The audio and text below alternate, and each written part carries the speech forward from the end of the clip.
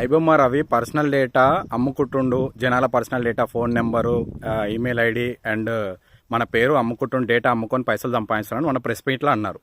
అయితే నాదొక రిక్వెస్ట్ ఏంటంటే, లైక్ డైలీ నాకు కాల్స్ వస్తున్నాయి. ఈ బ్యాంకు ఆ బ్యాంక్ అని పెద్ద పెద్ద బ్యాంకులే అన్ని కాల్స్ వచ్చి, సార్ మీకు లోన్ కావాలన్నా, సార్ మీకు పర్సనల్ లోన్ కావాలన్నా, ఈ షేర్ మార్కెట్లో ఇన్వెస్ట్ చేస్తారా సార్, మీరు ట్రేడింగ్ చేస్తున్నారా సార్, మీకు క్రెడిట్ కార్డులు కావాలని మంచి మంచి బ్యాంక్ వాళ్ళు ఫోన్ చేస్తారు. ఆ బ్యాంక్లో నాకు అకౌంట్ కూడా లేదు.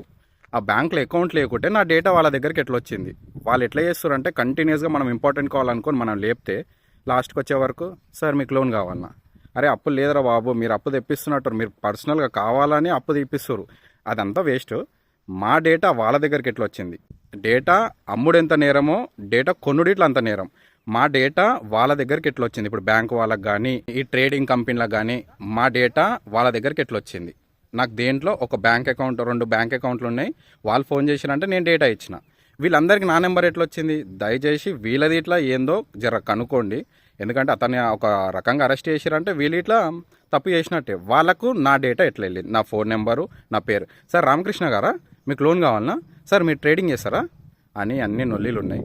దయచేసి అది పట్టుకున్నప్పుడు ఇది ఇట్లా జర పట్టుకుంటే ఈ బాధ ఆపుతుంది మాకు.